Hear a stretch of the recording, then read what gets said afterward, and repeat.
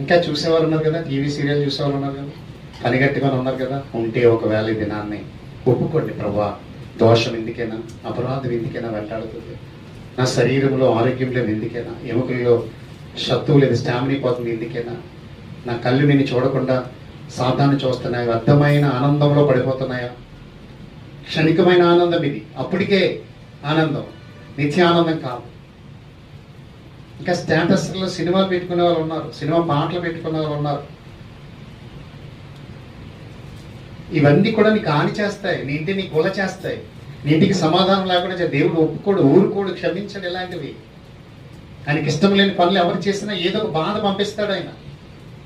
అందులో న్యాయం ఉంది, నువ్వు నన్ను బాధ పెట్టావు కాబట్టి నువ్వు బాధపడాలంటాడు.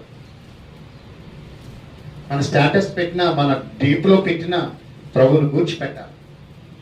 కొందరు భార్యాభర్తల ఫోటోలు పెట్టుకుంటారు, చూసుకోరా ఎప్పుడన్నా, ప్రభువుని చూపించి అక్కడ బాగుంటుంది, అందంగా ఉంటుంది, చూసే వాళ్ళందరూ చూసి నీ భక్తిని చూస్తారు. మీరు ఇంటికాడ చూసుకోండి, మీ పిల్లల్ని ఇంటికాడ చూసుకోండి. ఇవన్నీ నేను ఎందుకు చెప్తున్నానంటే, ప్రభు ప్రేమను మీరు వెల్లడి చేయడం ద్వారా మిమ్మల్ని దేవుడు దీవిస్తాడు. ఎక్కడ చూసినా నా గురించి, ఫోటో చూసినా నాదే, ఎవరు కనుగొన్నా నా గురించే కనుగొంటున్నారు. నీ కుటుంబాన్ని పైకి తీసుకుంటారు, నీ గొప్ప చెప్పుకున్నంతగా ఎవరు పట్టించుకోడు. దేవుడు అస్సలు పట్టించుకోడు, వాసన కూడా చూడడు. నాకు తెలుస్తుంది నువ్వు దేవుడు ప్రేమిస్తున్నావు లేదో ప్రతి విషయంలో చెప్పాలి, సెల్ ఓపెన్ చేస్తే చెప్పాలి.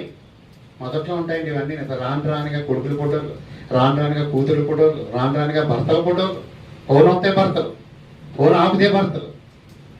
ఏడి దేవుడు ఎక్కడున్నాడు, నీ క్రైస్తవం ఎక్కడ కనపడుతుంది? చెప్పేవా ఎవరికన్నా?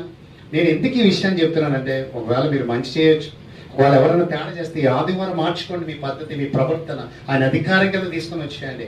ఖచ్చితంగా చూడండి ఎంత ఆనందాన్ని ప్రభు మనకి ఇస్తాడు. నాకున్న ఆనందం నాకు ఏమీ లేకపోయినా ఆనందం ఉంది. అలే చేద్దామా, హల్లెలూయా. ఒక గంట ప్రార్థన చేస్తే ఆనందం వస్తుంది. ఎప్పుడైనా శుక్రవారం ఇన్ కేస్ మిస్ అయిపోతే, ఎవరు రాక ప్రార్థన చేయకుండా ఆ ప్రార్థన చేసేస్తున్నప్పుడు ఆనందం ఉండదు. మేము అనుకున్న టార్గెట్ చేయకపోయినప్పుడు దానికి ఎంతో ఫీల్ అయిపోతూ ఉంటాను. ఈరోజు దేవుని మనం ఎలా సంతోషపరచాలి? ఉపవాస దినాన్ని, ఆయన నామాన్ని మనం ఎలాగా ఘనపరచాలి? దినాన్ని ఏ రీతిగా చేయాలి? ఆయన ఈరోజు ఎలాగైనా సంతోషపరచాలి. ఒక తండ్రిని సంతోషపరిస్తే ఆస్తి రాసిస్తాడు ఆ కూతురికి. తెలుసా మీకు? ఆ కొడుక్కి తండ్రిని సంతోషపరుస్తాడు. తండ్రిని దొప్పబడితే ఎవడేవాడు, సిల్లి గవ్వేవాడు. సో ఆశీర్వాదం కూడా రాదు, నేను దీవించాడు. ఈవెన్ పరలోకంలో ఉన్న తండ్రిని సంతోషపరిస్తే ఆస్తి, ఐశ్వర్యం, కలిపి సంపదలు అన్నీ కూడా ప్రవేశిస్తాడు. సొలొమోను దీనంతో ప్రార్థన చేస్తేనే అడగను కూడా నీకు ఇస్తానని చేసేది. ఆయన అడిగిన తక్కువే, అడగనందున అన్నీ కూడా